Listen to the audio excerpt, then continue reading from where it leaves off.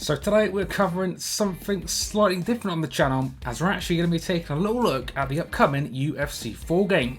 So first things first, much like the WWE games, this game will feature some pretty awesome pre-order bonuses. Not only will we get the Kumite and Backyard customization sets, which you can see in full on the screen, more on those arenas shortly, but we'll also get bonus fighters, UK boxing duo Anthony Joshua, as well as the Gypsy King himself, Tyson Fury.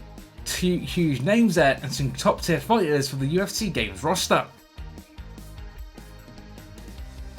So as we just mentioned, specifically with the new arenas, these will be brand new arenas for the latest UFC game. Now it's not entirely known at this point if these are tied to this year's career mode or a separate mode, but either way these do look pretty badass. Now generally these games tend to stick to the typical UFC setting, but these go in a bit of a different direction. There is the backyard area with a makeshift cage in a classic backyard setting, with fighters not in traditional UFC gear but instead gear that more accurately matches the backyard feel. Likewise with the Kumite arena, another new arena, and again this looks really cool with a more fantasy feeling environment to fight in. Like the backyard area, it looks like you'll wear gear that reflects this area a little better than standard ring gear. And again, like the backyard area, this does look super cool.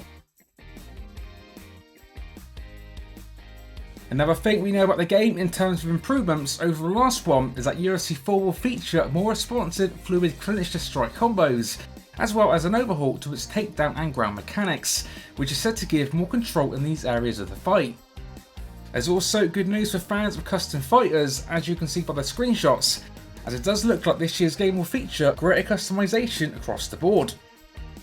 As mentioned already, the game also sees a return of its career mode, where you go from unknown amateur to UFC superstar, as well as the game featuring various online modes as well.